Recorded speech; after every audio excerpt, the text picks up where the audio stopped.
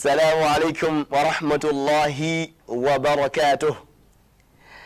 Hello viewer, and a warm welcome on another edition of the program Light of Islam.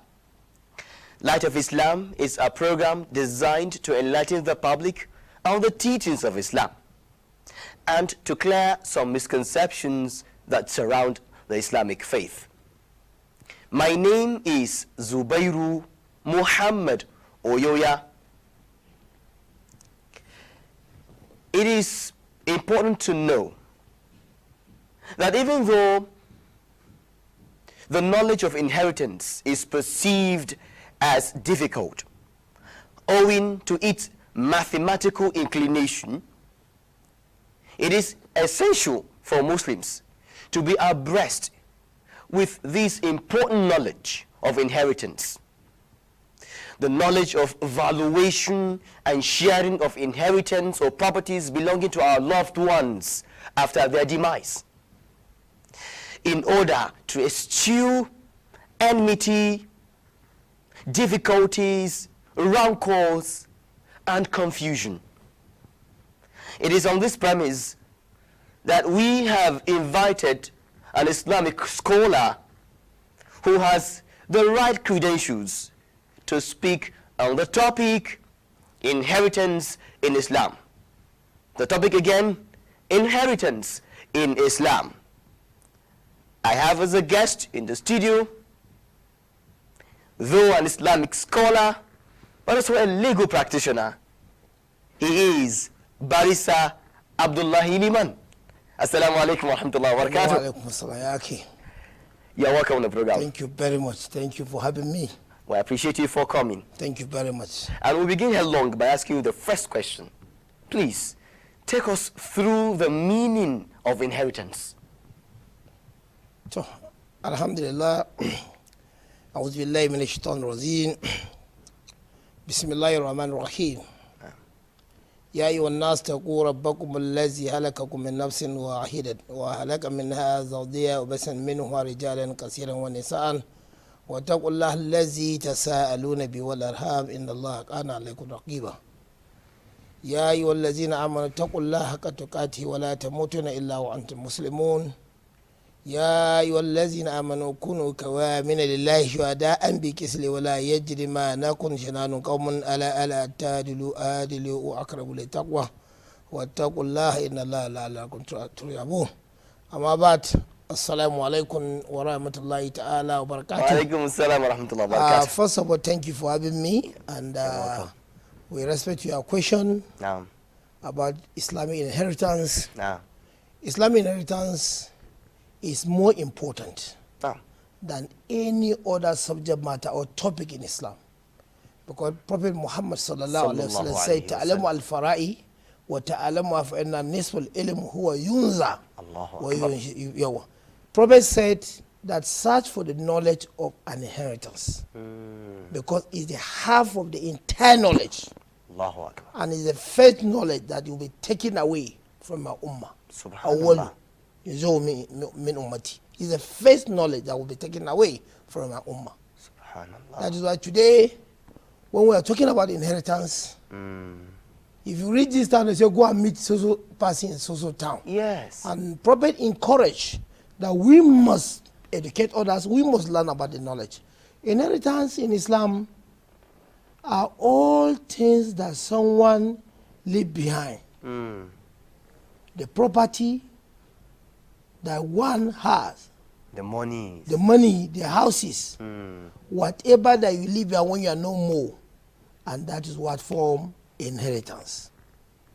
And even some that we are still expecting that are part of your property that you are alive, like all those who have transport vehicle moving about, or who have one or two money expecting, and the money come after you might have demise, and certainly is part of the inheritance. In Islam, Allah subhanahu wa ta'ala has spoken about inheritance in about 35 places. Subhanallah. Allahu Akbar. In different verses. But Allah subhanahu wa ta'ala uses only 3 verses in Nisa'i. So Quran chapter 4, verses 11, verses 12, and 176. Allahu Akbar. Where in the very beginning, Allah said, "You see, kumallahu fi awladikum lizakri mithlu hadhihi unsayayni, fa in kunna nisaan faku asnatani falau naslu mata wa in kana wahidatan fala nisfu." Up to the end of the verse. In the subsequent surah that followed, walikun nisfu ma taraka aswajukum illam yakun lahunna walad fa in kana lahunna walad falakum rubuhu mimma tarakna min ba'di wasiyati. And the last verse of Surah An-Nisa, yastatunaka ulillahu yutiku fika lala inni amra, up to the end of the verse. These are the only three verses that Allah subhanahu wa ta'ala share inheritance. And in Islam, when a man die, you just don't pick his property, his item to begin to share. So how do you do? There must be conditions. There are what we consider preconditions. There are what we consider basic. If a man die, the first duty that we must do is to ensure that we bury him First. Okay. Burial here, I'm not talking about burying somebody in Nasarawa State or Lafia. I'm talking about, for instance, when somebody died in Lagos, where to get a portion of land, it may be up to about 1.5 or 2 million naira. And the man died and left behind only 500,000 naira.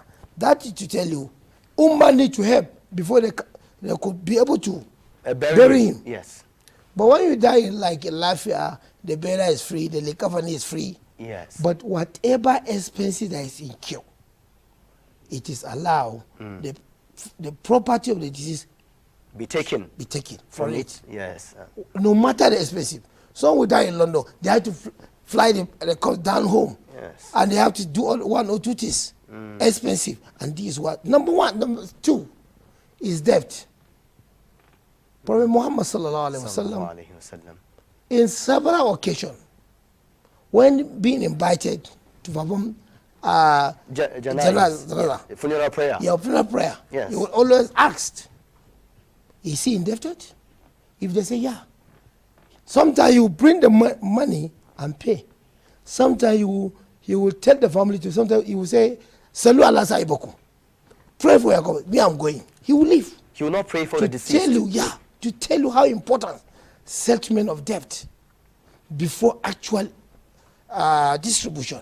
So you cannot commence distribution and inheritance sharing without settling debt. Okay. That is then the third condition is al-wasiya. That's will. All the will. Will.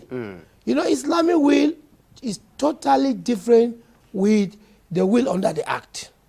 Maybe that will be another topic. That will be another topic for another day. But you must know that these are the basics. You have to settle the will. And Islam, you cannot write a will above 1/3.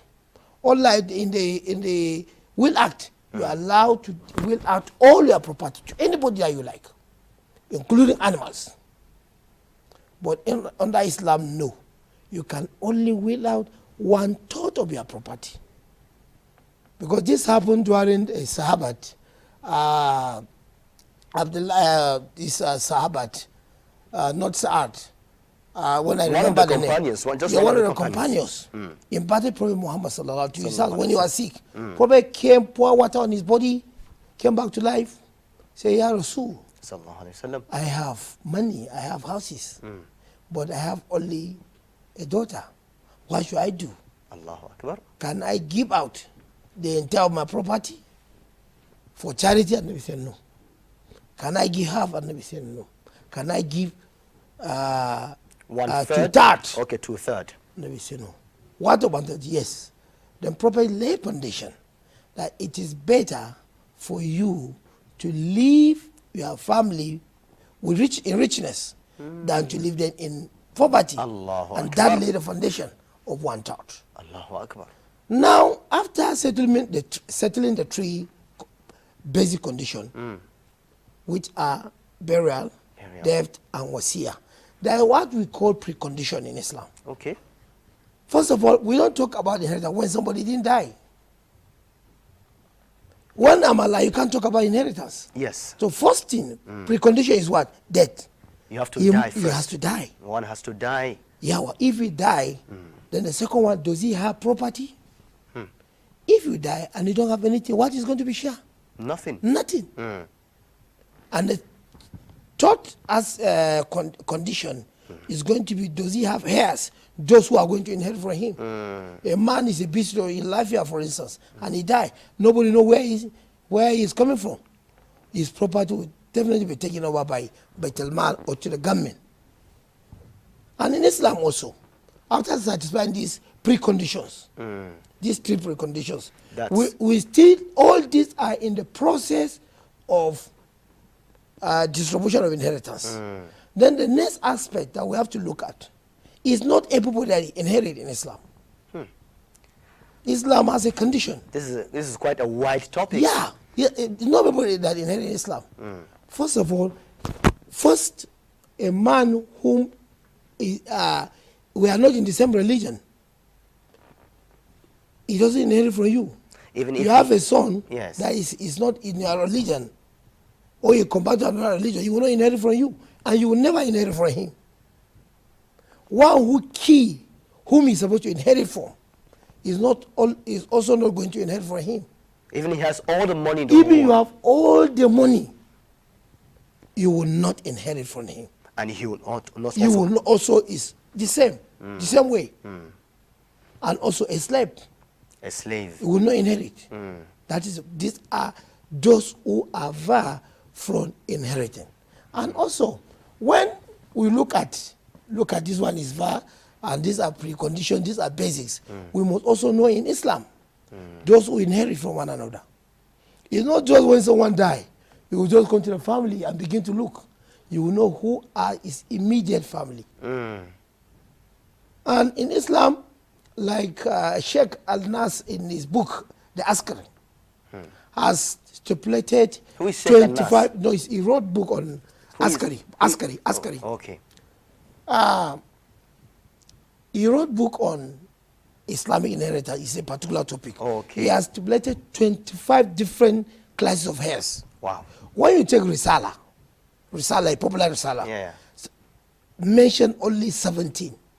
But in Askar, mention 25 different heirs. And all of them, there will be no time that all of them will come together and inherit. But in the absence of A, for instance, if the father is not alive, the grandfather will enter his shoe. If the son is not alive, the son's son will enter his shoe. Are we together? Yes. If father, grandfather are not available, the uncle may come in to inherit because there is no one that pushing outside. This is the beauty of Islamic But religion. firstly, You can't get in any other system apart from Islam. Clearly written down. Allahu Akbar. Clearly. Now, the 25, quickly, I'll mention maybe the male size if that's complete. Yes. You know, the 25 are, first is the father. Father's father. Son. Son's son. Husband. Full brother. Son of full brother. Consanguine brother. Son of consanguine brother. Full uncle. Son of full uncle. You try brother. Son of full uncle. Son of consanguine uncle. And the one who free a slave. In the classes of brothers, we have 3 categories. Okay. The one that you share the same father with. Okay. Also inherit. In the absence of the one that you are the same father, the same mother with. Your son, your own son inherit from, son inherit in the absence of son. Likewise, father inherit, a grandfather inherit in the absence of father. But uncles, generally, it is a very difficult time. It's difficult for an uncle to inherit. Okay. Why? Because father must not be there, grandfather must not be there, full brother must not be there, son of full brother must not be there, consanguine brother must not be there, son of consanguine brother must not be there. What time do you think we can get that? That is why hardly uncle inherit. These are the 15 male hair that inherit from one another. And we have 10 females. And maybe let me mention the 10s. Yes. Also, the terms are, we have daughter, we have son's daughter, we have mother, we have mother's mother, and we have mother's father, we have full sister, we have full sister, Auntie. consanguine sister, Okay. uterine sister, yawa, and one who free a slave. All these that we mentioned, all these hairs that we mentioned, there will be no time that all of them will come together. The basis in Islam are 5. The son, the daughter, father, mother, husband, and wife. MashaAllah. Viewer, if you have just joined us, this is Light of Islam, a program designed to enlighten the public on the teachings of Islam and to clear some misconceptions that surround the Islamic faith. I've been talking with Barrister Abdullahi Liman. He is an Islamic scholar and he is enlightening us on inheritance in Islam. That's our focus, inheritance in Islam. Ya Ustaz, I call Ya Ustaz. No, Al-Majri. Because you are an Islamic scholar. Someone dies. The person has a wife and has children. How do we begin from that? How does the inheritance start? That is why we mentioned those who are entitled to inherit. And we do say we have 25. And you see, wife and children form part of that 25 that we have mentioned. Before we come to before I answer your question, Allah subhanahu wa ta'ala has also given a portion, 6 portions of classes of portions.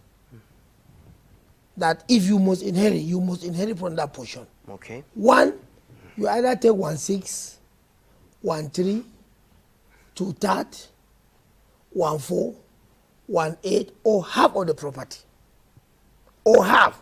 That's why Islam is wide. You need to go back, you must go back to class to understand all these conflicts. If a man die now and leave behind a wife and children. Yes. For her, wife, Allah has given her. If she's alone, her own share, and the man has no children, her own share is 1/4 without children. But if the man has Children. her share is 1/8. Likewise, the husband. His own, Allah says, "Walekul nisfu ma taraka azwajukum." For you is half of the what she left, if without children. But with children or with a child, yours is 1/4. Likewise, the wife. So now, as from your question, the wife will take 1/8. Remaining 7 will go for the children. That is the logic. So, those who inherit half from Islam are many. Daughter, when the man died and leave only a daughter without any other child, her share is what? Half. Half of the property Half of the property. and her father left. She leave whatever you're from Malikia, she will take only her portion. The remaining half will go to Baitul Mali. And Baitul Mali here refers to? Here refers to, like now in this our contemporary society, we don't have a well-established Islamic treasury. But we do advise that you take it to Islamic school, build for the purpose of endowment, and take it for other things that has to do with Islam, for the development of Islam. In the absence of the Baitul Mali or the Islamic treasury? Yeah, yes. But when doing the information of Islam, there was well-established Islamic treasury. But if you look at it now, we don't have any. But we have this group of charity organizations. That money can be taken today. But she takes because half. she cannot take the half back again from the Malikiya concept. But in Hanbal and Shafi, under the principle of Arat, she would take her half and wait for whatever it means. She would put her hand and take it back. But under the Malikiya school of thought, she's not allowed. She only take half. It's not like when a woman die and leave her husband, and no child, childless. the husband take the half share of the property. And the other half goes The other go to Betima or go to any near close relation. And she has a mother. What happens to her? The mother will be given her own share of 1/6. Not the other half. No, if there is no child, a man die leave, a woman die, leave the husband, leave the mother. Now the mother share will be 1/3. The husband will be half of the property, and whatever that remains goes to Betemali. So the father also, or parents, each of the parents has 1/6. A man die and leave children. The children, each of the parents, the mother will take 1/6 share. The wife, the father will take 1/6. Whatever that remains goes to the children. If it's only a male child, he pack the entire property. If it's only a daughter, she take half of the property. Whatever remains goes back to the father. People perceive this as not something is not right somewhere. That a male takes more than the female in terms of inheritance. What do you say about that? Yeah, Allah said for the zikri misl as you were saying. A man will always take a share of 2 daughters. Because a man has more responsibility to cater for. If you are together with your sister in the same house. Yes, the same mother, the same father. Even she's just a sister of the same father. Despite the fact that she'll be given her own share, but her responsibility of feeding, if she's a young one before you get married, is for you to do it. You will do it for your own money. That is why that addition is to give you, to strengthen you, to be able to cater for the entire family. Our own money will be kept in a reserve for her, while yours will be used for the house. And that because that is what makes you a man. That's why a man is always placed ahead of her in terms of feeding, in terms of support, in terms of the school and everything. Whether he has the money or doesn't know, but he care about it. It is a responsibility. He has to go and look for it. Of course. He has to exhaust the money and go and look for money. And he cannot say, no, okay, let me take your money to feed you for no. Allah, but he can do it. But at least people will look at it somehow. If she wants to. If she wants to. Yeah. Otherwise, all responsibility of your mother, your sister, your daughter belong to you. Allahu Akbar. Subhanakallahumma. So people have misconstrued this concept, and they say it's not that that Islam has placed more emphasis, has strengthened the man more than the woman, and then she's made to look as if she's second-class stuff like that. What do you say about that? This is written in the Quran, and this Islam offer the best inheritance system. In the book I wrote, I don't know whether you are privileged to see it, about inheritance, a comparative perspective. It's a comparative studies, which I dwell well on different type of inheritance system. Allahu Akbar.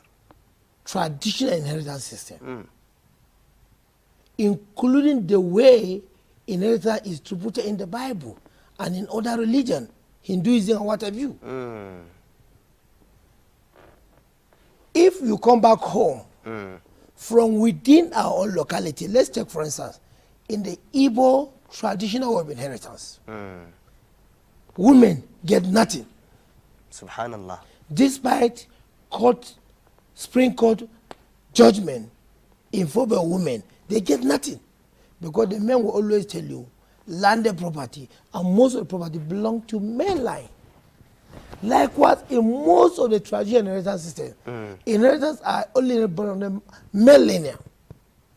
Female, they get nothing, but Islam tend to give them, at least, the male will take double share and she will take one to help herself. With but reasons. all the traditional system that we have up to tomorrow, they don't go to your town and say, this land, they'll say, no, it's not for you.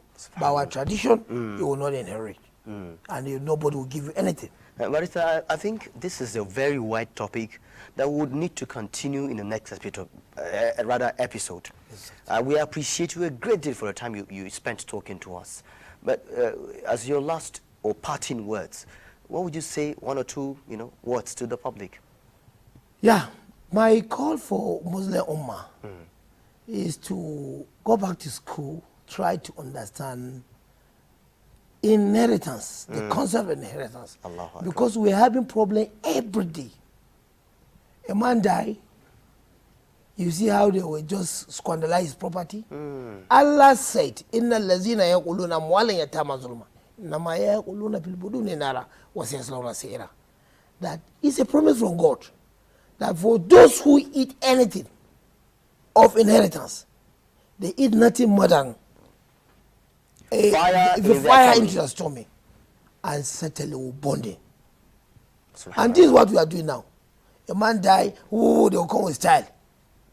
Expressly or impolitely, take away the property, thinking they are happy. You will never have it for the rest of your life. And all that comes because of lack of knowledge. If you have the knowledge, you will not touch it. And my call to people is that we must always protect young ones. Because Allah وَلْيَخْشَى الَّذِينَ لَوْ تَرَكُوا مِنْ خَلْفِهِمْ ذُرِّيَّةً is that the way you want them to do for you for your own children when you are no more, or you are back when you are no more? The same way you treat others, the same way they will treat you. If you do good, they will do good for your own children. Jazakumullah khaira. We appreciate you very much for talking to us. Thank you very much. We learned a great deal with you on this platform. Barrister Abdullahi Liman has been our guest, and this is the size of the package. On behalf of the production team, my name is Zubairu Muhammad Oyoya, and we both say Assalamu alaikum wa rahmatullahi wa barakatuh.